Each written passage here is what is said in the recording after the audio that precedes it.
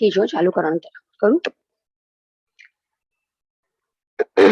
ઓમ જય જય નમોસ્તુ નમોસ્તુ નમો અરહંતાણમ નમો સિદ્ધાણમ નમો આયરિયાણમ નમો વજ્જાયાણમ નમો લોય સૌસાવણમ યસ્ય સ્વયં સ્વભાવાપ્તિર ભાવે કૃત્સ્ન કર્મણ तस्मै संज्ञान रूपाय नमोस्तु परमात्मने नमोस्तु परमात्मने नमोस्तु परमात्मने। इष्टोपदेश ग्रंथ पूज्यपाद आचार्य देव द्वारा रचित और इसके ऊपर आशाधर जी पंडित जी ने बहुत ही गजब की टीका लिखी है। इष्ट उपदेश, इष्ट का जिसमें उपदेश दिया गया है। क्या है मेरे लिए इष्ट? रत्नत्रय की प्राप्ति करना वो मेरे लिए इष्ट है। इस जिसका उपदेश दिया है, किसका? अनुभूति का, शुद्धोपयोग का, धर्म का, जिसका इसका उपदेश दिया गया है, इसलिए इस ग्रंथ का नाम क्या पड़ गया? इष्टोपदेश। हम आए थे कल 28 नंबर की गाथा तक हमने देख लिया था ना, 28 नंबर की गाथा तक हमने देखा था। आज हम आगे बढ़ते हैं, 29 नंबर की गाथा पर आते हैं, 29 नंबर की गाथा। मैं यहाँ से पहले गाथा का पाठ करती हूँ, आपके सामने भी आ जाएगी गाथा। मरण रोग मोह में नहीं, ताते सदा निशंक, बाल तरुण नहीं वृद्ध हूँ, ये सब पुद्गल अंक। क्या कहा ज्ञानी? देखो, ज्ञानी को कहा ना, 7 भय नहीं होते हैं। ज्ञानी कैसे होते हैं? भय से रहित तो होते हैं, निर्भय होते हैं। आलोक भय, परलोक भय, वेदना भय, जुगुप्सा भय, मरण भय, ये सारे अनरक्षा भय, ये सारे भय किसको नहीं है? ज्ञानी को ये सारे भय नहीं है। क्यों नहीं भय है? क्यों भय नहीं है? क्योंकि एक निर्भय तत्व का क्या कर लिया है? अनुभव कर लिया है। तो अब ज्ञानी कहते हैं कि मरण रोग मोह में नहीं, मुझ में मरण नहीं, रोग नहीं, अब हम अमर भये ना डरेंगे। आता है ना? तो यहाँ पे कहा मेरे में मरण नहीं, मरण नहीं, क्योंकि मैं कैसा हूं? मैं अनादि अनंत तत्व हूं।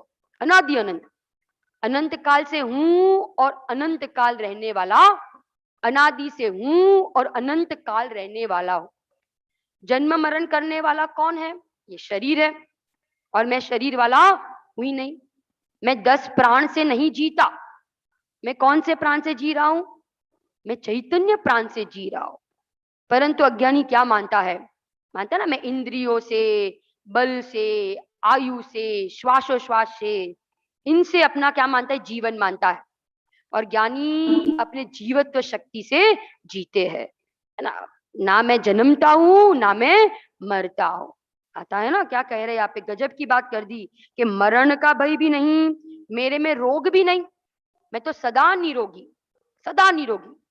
बोलो, शरीर को रोग होता है, परंतु मैं कैसा तत्व हूं? मैं तो निरोगी तत्व हूं। कोरोना किसको होता है? शरीर को कि आत्मा को? शरीर को। परंतु देखो, ये मूढ़ जीव, अज्ञानी जीव क्या मानता है? मुझे कोरोना हुआ, है ना, मुझे कैंसर हुआ, मुझे टीबी हुआ, मुझे डायबिटीज हुआ। तो क्यों क्यों? क्योंकि ये एकत्व बुद्धि है ना, अनादिकाल से। शरीर और आत्मा को क्या माना है? एक माना है। तो शरीर में जो अवस्था होती है, अब आगे कहेंगे, बाल तरुण नहीं वृद्ध हूं। मैं 3 अवस्था वाला भी नहीं। कौन सी 3 अवस्था? बाल्य अवस्था, तरुण अवस्था और वृद्ध अवस्था वाला भी नहीं, क्योंकि ये सारी अवस्था बदलने वाली है। और ये सारी अवस्था के बदलने पर भी मैं कभी बदलता नहीं, मैं कभी नहीं बदलता हूं, क्योंकि मैं एक रूप रहने वाला तत्व हूं। ऐसी ज्ञानी की कैसी गजब की श्रद्धा है क्या! और फिर ज्ञानी देखो क्या मानते हैं, क्या विचारते हैं।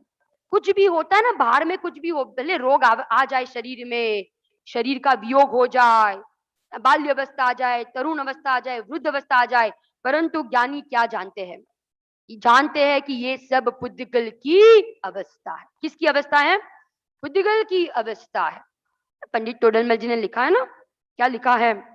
वचनादिक लिखनादिक क्रिया वर्णादिक अरु इंद्रिय हिया, ये सब है पुद्गल का खेल, इनमें नाही हमारो मेल। बोलो, ये सब किसकी क्रिया है? पुद्गल की क्रिया है ना। 3 प्रकार की क्रिया बताएं, 3 प्रकार की क्रिया। एक होती है जड़ की क्रिया, एक होती है विभाव की क्रिया, और एक होती है जानन क्रिया, है ना। 3 क्रिया का वर्णन आता है ना, समय सार में भी आता है। 3 क्रिया कौन सी? एक जड़ की क्रिया, एक विभाव क्रिया और एक जानन क्रिया। अज्ञानी अपने आप को कौन सी क्रिया वाला मानता है? जड़ की और विभाव क्रिया वाला। और ज्ञानी अपने आप को जानन क्रिया वाला मानता है, क्योंकि मैं ज्ञान के अलावा कुछ कर सकता ही नहीं हूं। इसलिए ऐसा कहा ना, या क्या कहा? ये सब है पुद्गल अंक। ये जो भी अवस्था पाई जाती है, ये सब मेरे से भिन्न है। और ये सब किसकी अवस्था है? पुद्गल की अवस्था है। ये मूर्तिक है और मैं कैसा हूं? अमूर्तिक है। ये अचेतन है और मैं कैसा हूं? चेतन तत्व हूं। ये जड़ है और मैं कैसा हूं? मैं जीव हूं, है ना। इसमें ना ज्ञान है और ना सुख है। परंतु मैंने ज्ञान और सुख कहां से माना? कहां से माना? पुद्गल से, पर से, शरीर से। परंतु आचार्य कह रहे हैं कि इसमें ना ज्ञान है ना सुख है, और ना मेरे को इससे ज्ञान भी मिलेगा और सुख भी मिलेगा। बराबर ना? बहुत गजब की गाथा, 29 नंबर की गाथा में ज्ञानी को 7 प्रकार के भय नहीं, मरण का भय नहीं होता है। आगे बढ़ते हैं, 30 नंबर के श्लोक पर जाते हैं। देखो क्या कहते हैं, मैं पढ़ती हूँ श्लोक। सब पुद्गल को मोह से भोग भोग कर त्याग, मैं ज्ञानी करता नहीं उस उच्छिष्ट में राग। क्या कह रहे हैं यहाँ पे? सब पुद्गल को मोह से, मैंने अनादि काल से ये मोह से मैंने क्या किया? ये सारे भोग को भोगा, और सारे भोग को भोग कर मैंने क्या कर दिया? त्यागा ना। ज्ञानी ने क्या कर दिया? श्रद्धा में त्याग कर दिया है। ज्ञानी त्यागी, ज्ञानी त्यागी और अज्ञानी बंधने वाला, बंधने वाला। ज्ञानी को सदा निर्जरा और अज्ञानी को सदा बंद हो रहा है। भोग में होने पर भी ज्ञानी को कह दिया कि ज्ञानी त्यागी है, ज्ञानी त्यागी है। और अज्ञानी ने सारे बार में भोग का त्याग करने पर भी अज्ञानी सदा क्या है? भोगी है। यानी समय सार में आया है ना कि एक द्रव्यलिंगी मुनिराज को भोगी कहा, और एक चक्रवर्ती इतने वैभव के बीच होने पर भी, बोलो, चक्रवर्ती त्यागी के भोगी, त्यागी के भोगी, त्यागी। क्योंकि समय सार में तो सबसे बड़ा त्याग किसका कहा है? मिथ्यात्व का। मिथ्यात्व का त्याग कर दिया तो ज्ञानी कैसे त्यागी है? और जब तक मिथ्यात्व है तब तक भले बाहर के सारे भोग, भाई भोग का त्याग कर दिया है, फिर भी अज्ञानी द्रव्यलिंगी मुनिराज कैसे कैसे है? भोगी है ना। इसलिए ज्ञानी खरेखर त्यागी और अज्ञानी कैसे है? भोगी है। अब यहाँ कह रहे हैं कि ज्ञानी को कदाचित ऐसे भोग का वापस विकल्प भी आ जाए, पूर्व के संस्कार के वश भोग भोगने के भाव भी आवे ज्ञानी को, तो ज्ञानी विचारते हैं। क्या विचारते? उस समय क्या विचारते हैं? ये सब क्या है? ये सब उच्छिष्ट, उच्छिष्ट माने सब पहले ग्रहण किया हुआ ही मैं क्या कर रहा हूं? मैं ग्रहण कर रहा हूं। मैं कुछ नया ग्रहण नहीं कर रहा हूं, है ना। ये सही कुछ अपूर्व नहीं है। ये सारे भोग मैंने कितनी बार ग्रहण किए और छोड़े? अनंत बार ग्रहण किए और छोड़ेगा, है ना। ये कोई पहली बार थोड़ी भोग भोग रहे। अनंत बार हम क्या बने? गुरुदेव के प्रश्न में आता ना, करोड़पति भी अनंत बार बने, राजा भी अनंत बार बने। बोलो, सारे पद प्रतिष्ठा बार में अपन को कितनी बार मिली? अनंत बार मिली, अनंत बार। परावर्तन में विचार करो आप कि कौन सा भोग अपन ने नहीं भोगा होगा।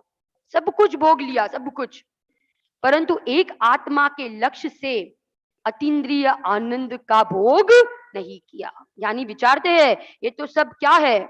ये सब क्या है भाई? उच्छिष्ट, उच्छिष्ट भोजी है। मैंने ये ग्रहण किया हुआ ही मैं क्या कर रहा हूँ, वापस ग्रहण कर रहा हूँ। ऐसा विचार करके ज्ञानी क्या करते हैं, फिर से उन भोगों में से क्या तोड़ देते हैं, रुचि तोड़ देते हैं। कदाचित विकल्प आ जावे पूर्व के संस्कारवश, ज्ञानी को भी आ जावे पूर्व के संस्कारवश, फिर से क्या कर ले, वेद ज्ञान कर लेते हैं। क्योंकि क्या क्या विचार करते हैं कि ये तो मैंने सब अनंत बार पूर्व में भोगा ही है, ये कोई नवीनता नहीं है। ऐसे कह रहे हैं, आता है ना भक्ति में भी गाते हैं, चाह नहीं है राज्य की, चाह नहीं है रमणी की, चाह नहीं है रमणी की, चाह यही बस एक हृदय में मुक्ति वधू को वरने की, मुक्ति वधू को वरने की। क्या चाह होती है ज्ञानी को, तो बोलो एक मुक्ति रमणी को वरने की चाह होती है। तो ऐसे वेद अभ्यास के द्वारा, वेद ज्ञान के द्वारा जो भोगों को भोगने का विकल्प आता है, उसका भी क्या कर देते हैं, त्याग कर देते हैं। गजब की दशा है ज्ञानी की दशा, माने गजब की दशा। गुरुदेव बहुत बार दृष्टांत देते हैं ना कि भाई एक बार कोई अमृत का भोजन करता है, जैसे भाई देव है अमृत का भोजन करते हैं, अब उनको अपने जैसा भोजन दो, बोलो सुहाएगा कि नहीं, नहीं सुहाएगा, अच्छा नहीं लगेगा। ऐसे एक बार जिसने अतीन्द्रिय आनंद का स्वाद चख लिया, बोलो अब उनको बोलो ये रानियों में कितना सुख है, पूछो उनको 6 खंड में कितना सुख लग रहा है, ये बाहर के वैभव में कितना सुख लग रहा है, महल में, मकान में, गाड़ी में, संपदा में, धन में, रंच मात्र भी नहीं, रंच मात्र भी नहीं। ऐसा लगता है कि कब इनको छोड़कर कहा चला जाओ, वन जंगल में चला जाओ। ऐसा या कह रहे हैं, काले नाग समान लगते हैं। आगे बढ़ते हैं, हम जाते हैं 31 नंबर के श्लोक के ऊपर। क्या कहते हैं 31 नंबर में, कर्म कर्म हितकार है, जीव जीव हितकार, निज प्रभाव बल देख कर, कौन न स्वार्थ करतार। सब अपना अपना प्रभाव बढ़ने पर सब स्वार्थ को साधते हैं। जहां उसे पता चल जाता है कि मेरा प्रभाव यहाँ पे बढ़ रहा है, तो सब क्या करेंगे, बोलो स्वार्थ का पोषण करते हैं ना, सब अपना हित चाहते हैं, भाई मेरा हित हो, मेरा मेरा मेरा काम हो जाए, है ना। ये कह रहे कर्म कर्म को क्या करते हैं, कर्म कर्म का हितकार माने हित करते हैं, कर्म कर्म का हित करते हैं, और जीव जीव का हित करता है। फिर से देखो ये श्लोक में कहा कि यहाँ पे क्या कहते हैं कि कर्म कब तक बलवान है, कब कब तक अपना प्रभाव अपने पे डालता रहेगा, जब तक जीव आत्मा में सोया रहेगा ना, तब तक कर्म क्या बनेंगे, बलवान बनेंगे, है ना, बलवान बनेंगे कि नहीं, अपना राज चलाएंगे। परंतु परंतु कह रहे जहां जीव जागता है तो कर्म क्या हो जाते हैं, बलीन हो जाते हैं। इसलिए देखो जब हम उदय में जुड़ते हैं तो हमने क्या किया, हमने कर्म का उपकार किया, माने कर्म कर्म का हित हुआ ना, उसमें कर्म आए कर्म बंधे, तो उसमें हित किसका हुआ, कर्म का हुआ। कैसे कर्म का हित हुआ, हम कर्म में जुड़े, हम कर्म के उदय में जुड़े, तो इसमें हित किसका हुआ, कर्म का हुआ, बराबर ना। और यदि जीव कर्म के उदय में ना जुड़े, कर्म के उदय में ना जुड़े, तो जीव किसका हित करता है, स्वयं का हित करता है ना। इसलिए आप कह रहे हैं कि भाई स्वयं का हित करना अपने हाथ में है, हम कर्म के उदय में नहीं जुड़े तो कर्म हमारा कुछ भी बिगाड़ सकते नहीं है। हम स्वयं क्या करते हैं, अपने को भूलकर कर्म में क्या होते हैं, जुड़ते हैं, कर्म के उदय में जुड़ते हैं। कितना कर्म बिचारे कौन, भूल मेरी अधिकार। हम अपना आदर नहीं करते हैं, और हम किसका आदर करते हैं, कर्म के उदय का। पुण्य का उदय आता है तो हमें लगता है मैं बड़ा, और पाप का उदय आवे तो ऐसा लगता है मैं छोटा। मानते हैं कि नहीं, अंदर में मान्यता यही पड़ी है ना। पुण्य का उदय आता है तो लगता है अरे मेरे जैसा बड़ा तो कोई नहीं, और कोई पाप का उदय आ जाए तो ऐसा लगता है ना, क्या लगता है बोलो, मेरे जैसा छोटा कोई नहीं। तो ये हमने क्या किया, कर्म के उदय का आदर किया, तो हमने आत्मा का क्या कर दिया, अनादर कर दिया। और ज्ञानी क्या करते हैं, ज्ञानी क्या करते हैं, अपना आदर करते हैं और कर्म का कर देते हैं अनादर।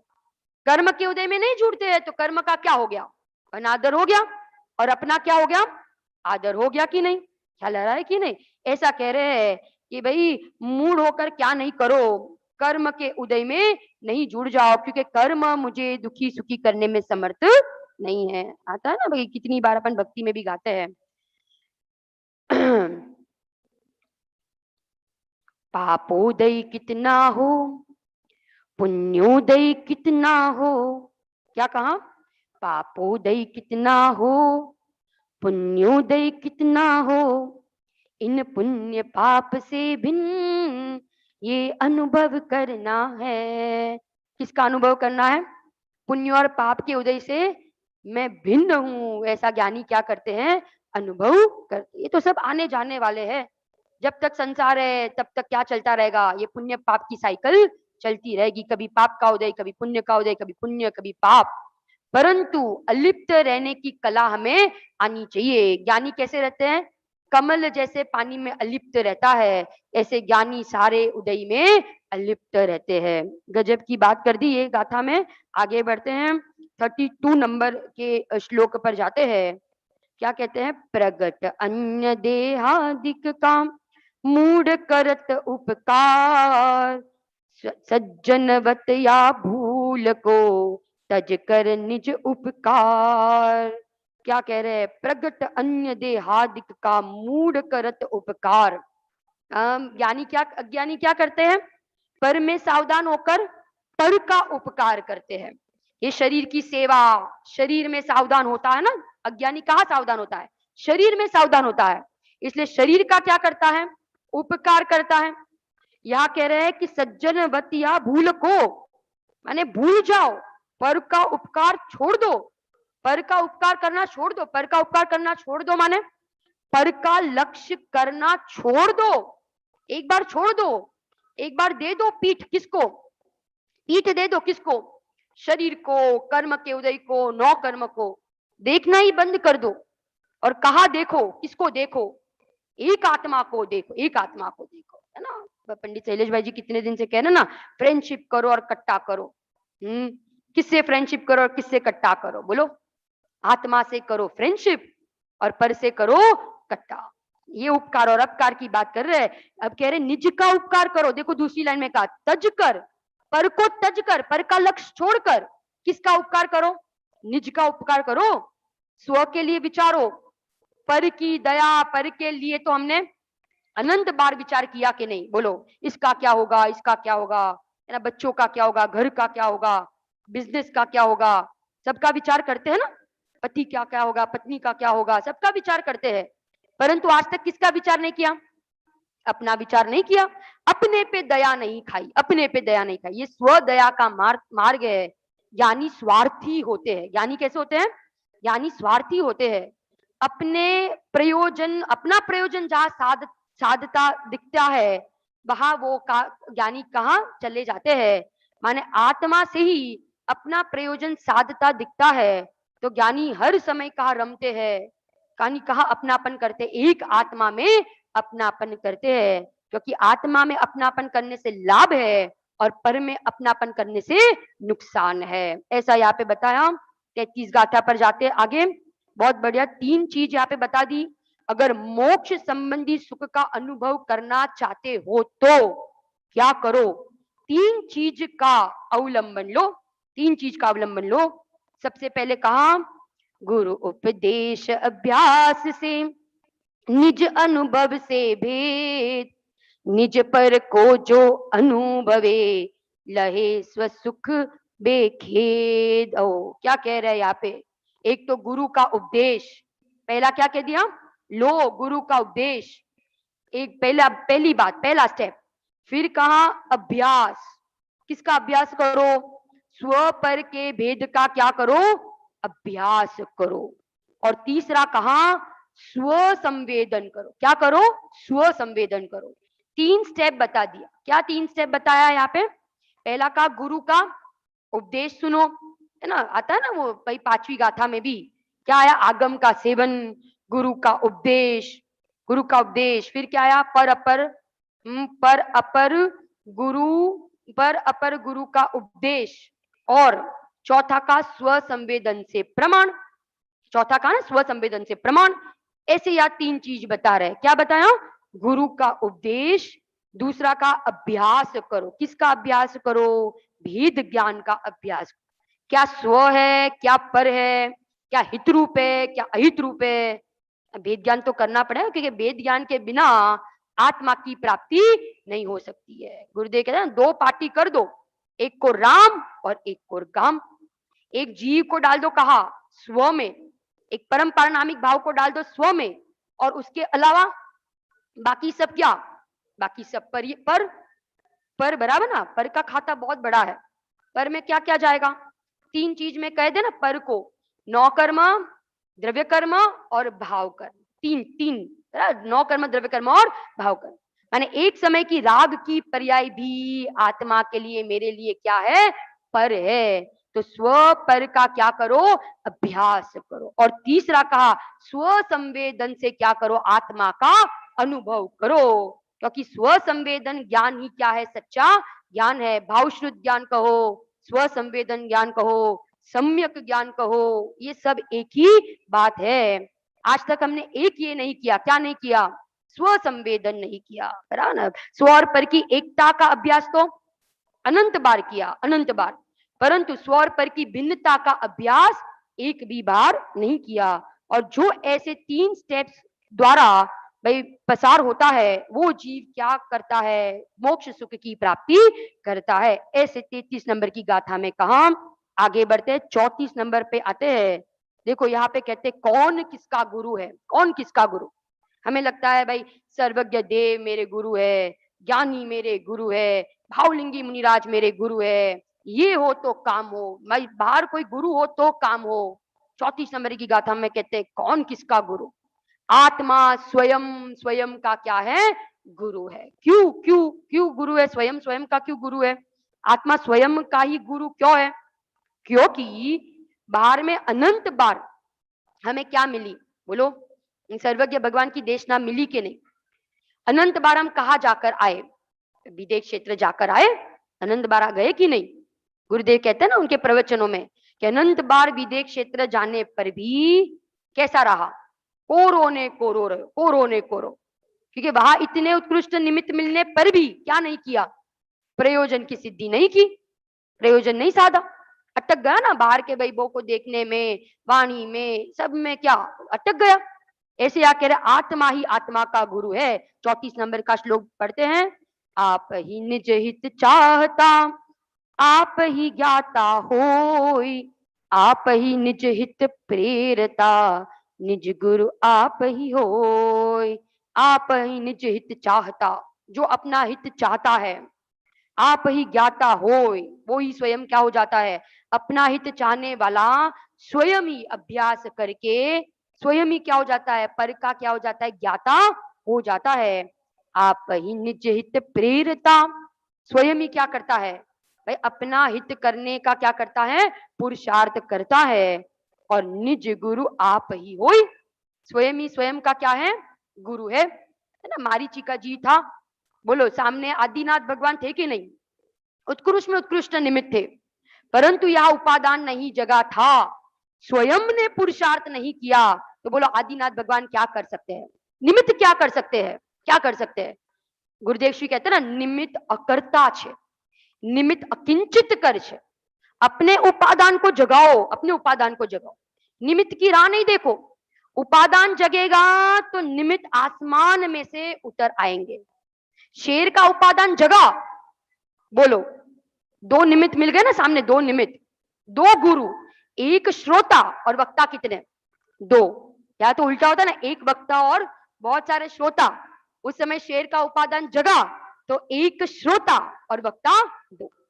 ऐसे भाई कहते हैं ना, पूज्य बेंची भी कहते हैं भाई उपादान को जगाओ, निमित्त की राह नहीं देखो। सुगानी जी का उपादान जगा था, तो बोलो गुरुदेव श्री मिल गए कि नहीं? मिल गए ना। ऐसे कह रहे पात्रता, पात्रता भाई प्रकट करो। पात्र बिना वस्तु न रहे, पात्रे आत्मिक ज्ञान।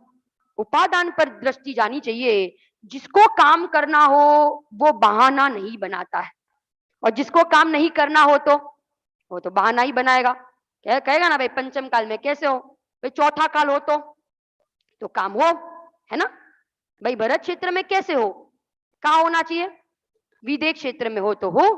क्या लग रहा है ना, अरे जिसको काम करना हो वो तो नरक की भयंकर प्रतिकूलता में भी काम कर लेता है, और जिसको काम नहीं करना हो वो विदेह क्षेत्र से भी वापस ऐसा का ऐसा लौट कर आ जाता है। इसलिए कहते हैं कि भाई हम ही अपने क्या हैं, गुरु है। आगे बढ़ते हैं, 35 नंबर की गाथा पर जाते हैं। देखो क्या कहते हैं, मूर्ख न ज्ञानी हो सके, ज्ञानी मूर्ख न होय, निमित्त मात्र पर जान, जिमि गति धर्म ते होय।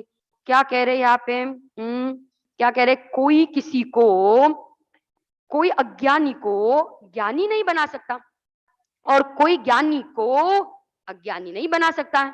क्या कह दिया, कोई ज्ञानी को अज्ञानी नहीं बना सकता, और कोई अज्ञानी को, बोलो कोई भव्य को अभव्य बना सकता है कि नहीं, नहीं बना सकता ना, और कोई अभव्य को तो भव्य नहीं बना सकता है। भाई स्वयं की योग्यता जैसी हो वैसा परिणमन होता है। तीन लोक के जीव मिलकर भी एक ज्ञानी को क्या नहीं कर सकते, अज्ञानी नहीं कर सकते हैं। पाप का उदय आ जाए तो बोलो ज्ञानी को कोई अज्ञानी कर सकता है कि नहीं, नहीं कर सकता है। और अज्ञानी को पुण्य का उदय हो तो अज्ञानी को ज्ञानी कर सकते हैं कि नहीं, नहीं कर सकता है। माने बाह्य पदार्थ, कर्म का उदय, संयोग क्या नहीं कर सकते हैं भाई, एक अज्ञानी को ज्ञानी नहीं और एक ज्ञानी को अज्ञानी नहीं कर सकते हैं। कहते ना, तीन काल के तीर्थंकर मिलकर भी, तीन काल के तीर्थंकर मिलकर भी एक अज्ञानी को ज्ञानी करने में असमर्थ है, क्योंकि ज्ञानी होते हैं अपने सम्यक पुरुषार्थ से, और अज्ञानी होते हैं अपने मिथ्या पुरुषार्थ, मिथ्या अभिप्राय है, मिथ्या मान्यता है तो वो जीव अज्ञानी है, और सम्यक मान्यता, सम्यक अभिप्राय है तो वो जीव कैसा है, ज्ञानी है। सब अपने ऊपर है। इसलिए पूज्य बेन श्री का वाक्य आता है ना, भविष्यनी चित्रामणि करवी ए मारा हाथ माज, मारा हाथ। गुरुदेव ने यही तो स्वतंत्रता का डंका बजाया ना, 45 साल क्या बजाया बोलो, स्वतंत्रता का डंका बजाया, कण कण की स्वतंत्रता बताई, एक द्रव्य दूसरे द्रव्य का करता नहीं है, कोई किसी को क्या नहीं कर सकता है, सुखी दुखी नहीं कर सकता, कोई किसी को बचा नहीं सकता, मार नहीं सकता, और कोई किसी को ज्ञानी के अज्ञानी नहीं कर सकता है। समझ में आ रहा है ना, अपन अपन भाई सहयोग में एकाकार होवे तो भाई अपन ज्ञानी हो अज्ञानी होंगे, और सहयोग से हम भाई भेद ज्ञान करें तो हम क्या बन जाएंगे, ज्ञानी बन जाएंगे ना। तो ये पुरुषार्थ करना किसके हाथ में है, अपने हाथ में। ये क्या है, संसार में रखड़ने के लिए भी स्वतंत्र और मोक्ष जाने के लिए भी स्वतंत्र है, स्वतंत्र है, सब अपने पर है। हम अपना जीवन कैसा बनावे, हम अपनी अपना अभिप्राय, अपनी बुद्धि कैसी बनावे, वे अपने हाथ में है। ऐसा यहाँ 35 नंबर की गाथा में कहा। आगे 36 नंबर की गाथा में कह रहे हैं, शोभ रहित एकांत में तत्व ज्ञान चित बाधाय, सावधान हो संयमी निज स्वरूप को भाई। शोभ रहित ज्ञानी देखो निज स्वरूप को प्राप्त करने के लिए क्या करते हैं, क्या करते हैं, एक तो शोभ रहित हो जाते हैं। शोभ रहित माने विकल्प रहित, क्योंकि ज्ञानी को विकल्प क्या लगता है, भाई बोझा लगता है, राग में आना कैसा लगता है, भट्टी समान लगता है। शोभ रहित हो जाते हैं कौन, ज्ञानी शोभ रहित।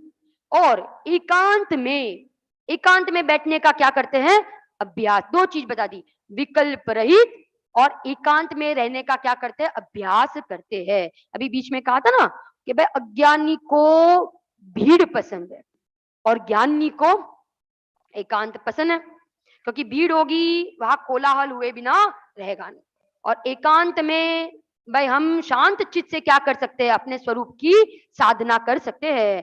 फिर कहा तत्व ज्ञान चित्त धाय, तत्व ज्ञान को चित्त में धारण करके सावधान हो जाते, किसमें, संयम में, और निज स्वरूप को भाई निज स्वरूप की आराधना, एकाग्रता, भाई उसमें लीनता का, ठहरने का, स्थिरता का ज्ञानी क्या करते हैं, उपाय करते हैं, पुरुषार्थ करते हैं। जिसने एक बार स्वाद चख लिया, एक बार स्वाद चख लिया, वो छोटे बच्चे ने एक बार भाई वो गुलाब जामुन चख लिया, बोलो अब वो मम्मी का पीछा छोड़ेगा कि नहीं? नहीं छोड़ेगा ना।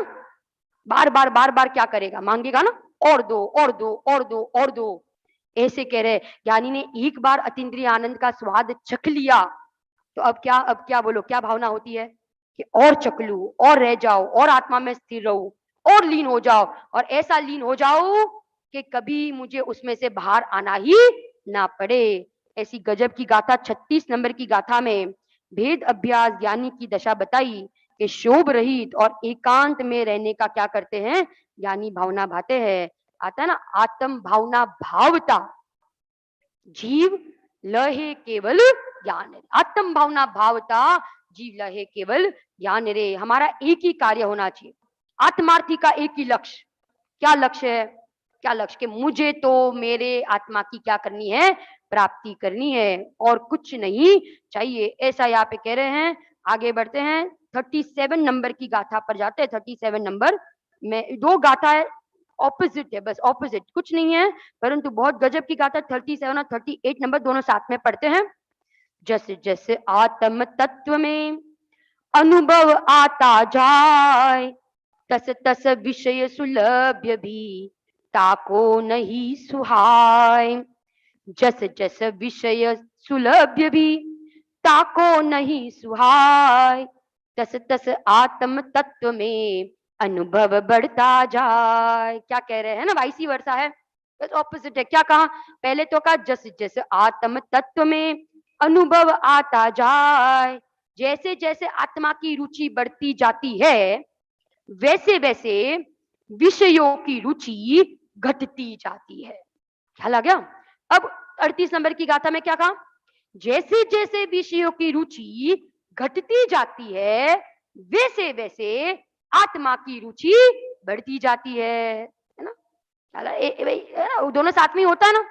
पर थी भाई रुचि हटती है और स्व की रुचि बढ़ती है। आता है ना भाई स्तुति में, तू रुचता जगत नीरुचि आड़ से सौ, तू रीजता सकल ज्ञायक देवरी जे।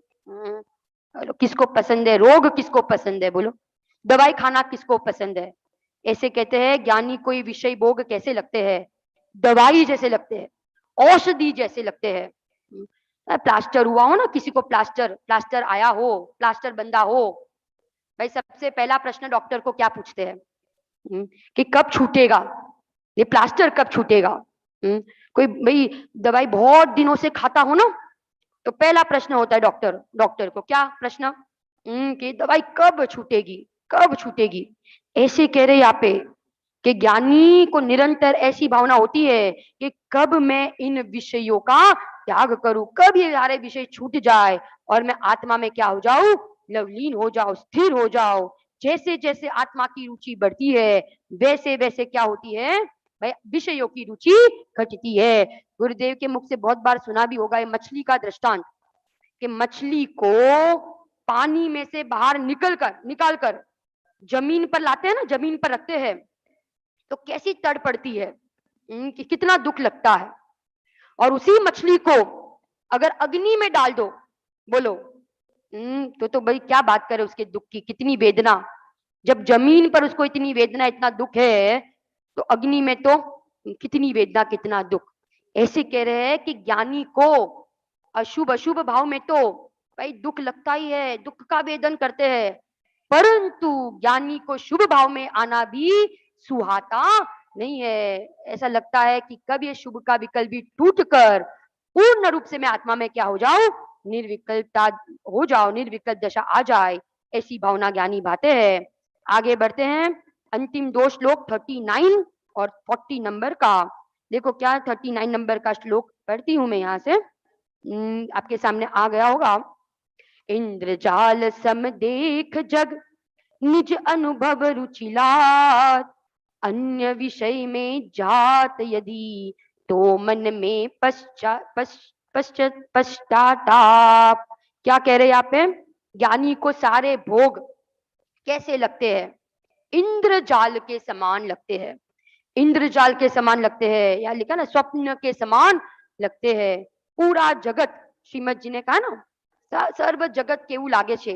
એઠવત લાગે છે, એઠવાડ લાગે છે गुजराती में कहे तो।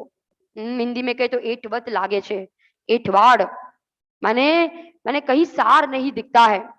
पूरा जगत कैसा दिखता है? इंद्रजाल के समान, इंद्रजाल के समान। निज अनुभव रुचि लात और अन्य विषयों में जात यदि। क्या है वो गाथा?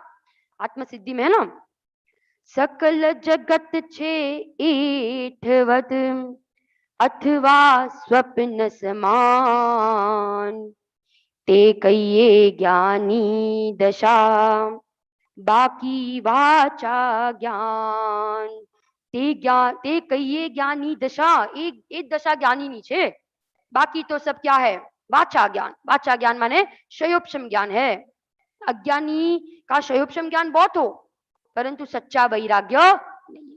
और ज्ञानी का शयोपशम ज्ञान कम हो, तो भी उनका ज्ञान कैसा है? वैराग्य कैसा है? सच्चा है।